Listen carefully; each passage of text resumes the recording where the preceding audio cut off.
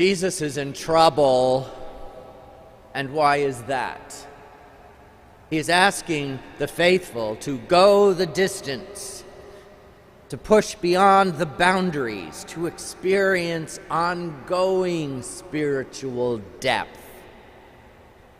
Well, let's face it, sometimes going the extra distance seems just all too much for us. Yet we know that for those who persevere, eventually the fruits of our labors will be realized. Well, this is the goal for everybody who desires spiritual growth, yet we're practically wired to resist it. Call it our survival mechanisms, comfort control, original sin, or simply our flawed humanity. The Bible, for example, in all its honesty, gives evidence to this continual approach avoidance relationship we have with God. Recall this, how all our responsibilities in our covenant with God, by God's design, started out very small, so we could at least tolerate it. On the most basic level, it started with the promises to Noah.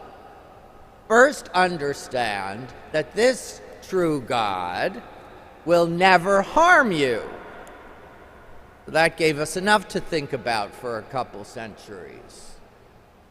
Then we have Abraham. And all that's required is a circumcision. A circumcision here, a loyalty oath there.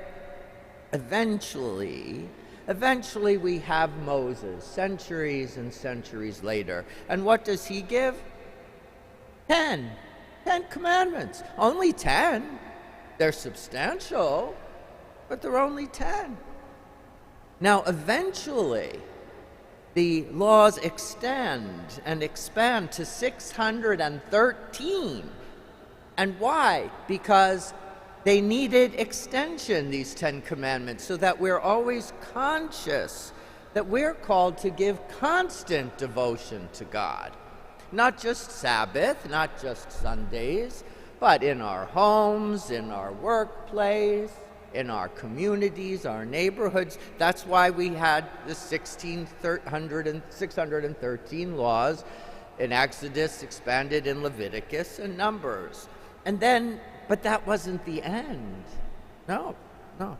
Next come ongoing interpretations of these laws, new applications, spirits of these laws that culminated in the Psalms and in all the prophets. All those prophets, the three major ones, Isaiah, Ezekiel, Jeremiah, and then 12 minor prophets. What are they doing? They're pushing the envelope. They're saying, go, grow, go deeper.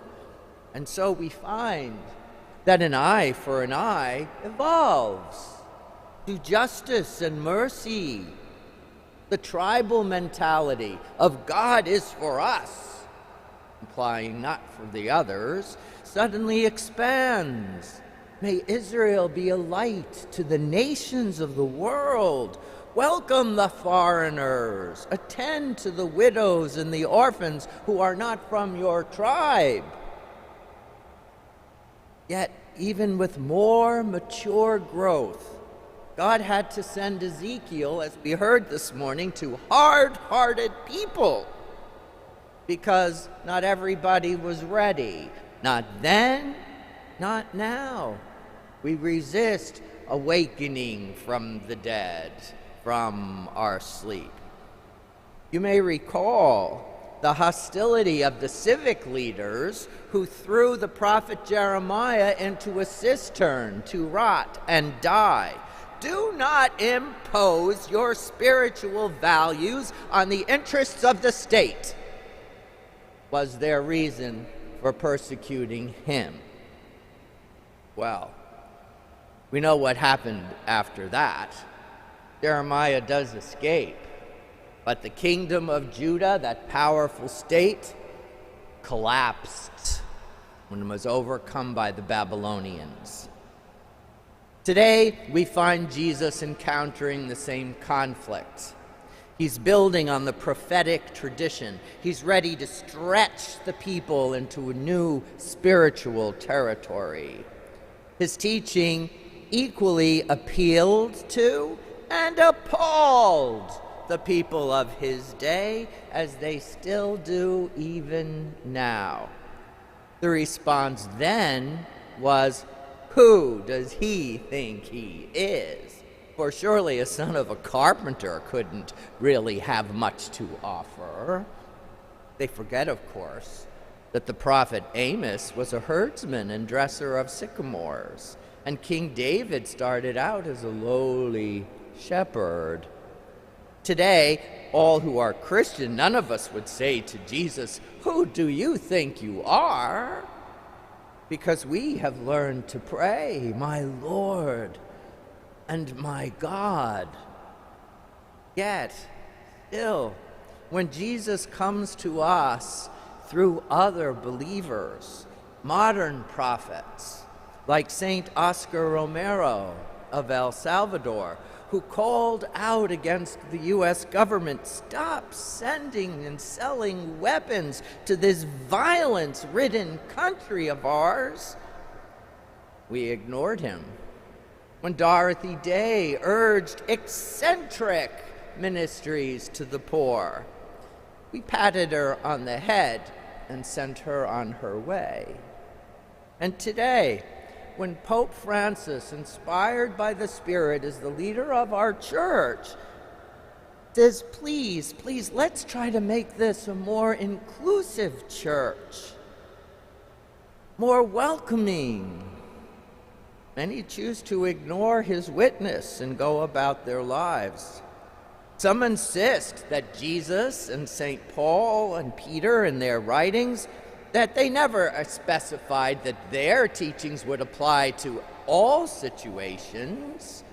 They thought, oh, it was just then. Today, we tell them, hey, Jesus and Paul's teachings were meant for every generation and for every age, and we're not, and are not meant ever to be rigid, to be static, or become archaic. It's the movement of the Holy Spirit that keeps working to wrestle with these concepts and ideas so that they can be and must be applied to the situations of every century, of every decade, in every generation. We have to apply them with the knowledge that the Spirit has moved humanity to understand so much more. We've been given to understand in this 21st century, more than our ancestors in faith.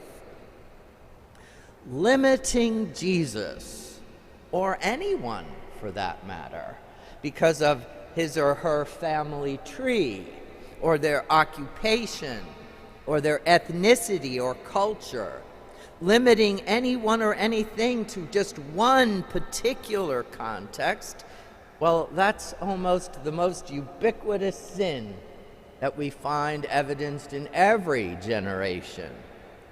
Spiritual stretching is uncomfortable. We have to acknowledge that. And in our fallibility, we avoid it. We find distractions, detours, and sometimes, yes, even priests prefer dead ends. Yet struggle we must. Struggle we must, all of us, if we want to live a vibrant church. Even though others and even ourselves can come to wit's end in troubling times. Today, the church once again is wrestling with our understanding of the Eucharist. Is reception of Jesus' very essence, the resurrected spirit and body and blood, is this to become a litmus test to see and check the integrity of everyone who comes forward to the table. In all honesty, no matter the level or degree of our prayer life and our church attendance, if we're honest, like the Bible was honest, most of us are always in an approach and avoidance in our relationship with Christ. Everyone agrees that the body and blood of Christ is not a reward. It's a gift, a magnanimous gift of God for grace, for blessing, for peace, for hope. God's love to be experienced so we can leave with it, embrace it, offer it. The Vatican's Office of Divine Worship and Pope Francis and many worldwide bishops, except for a few here in these United States, have confirmed continually that communion is for the journey. It's to fortify us, to bless, to assure us, to strengthen us in our weaknesses. Because aren't we all needy, vulnerable, fallible, imperfect, sometimes, yes, sinful people? You know, this we must hold on to. Jesus offered his body and blood at that Last Supper to all of the apostles and disciples who were there present, all of them, even Judas. Why would he have done such a thing? Well, it perhaps was to offer Judas one last opportunity, one last chance not to be involved in Jesus' arrest and execution. Well, of course, we know that didn't work out, but Jesus offered his essence to Judas all the same. That should make us humble. I hope it does. For our future, for this church's future to continue, we have to recognize that communion can't be a reward for good behavior, as some insist today, but a gracious invitation for everybody to reconsider Jesus, to choose to engage in an ongoing relationship, a deepening relationship with Jesus, not a public statement of who is worthy and who is not. We all need fortification. We all need more Jesus. Communion empowers us to engage in a world continually striving to love, to reconcile, to forgive. Yes, to hold people accountable, but with accountability that is possible and hopeful and loving. The question we come to the table this morning is this: do we really want to grow in faith, in hope, and love? Are we ready?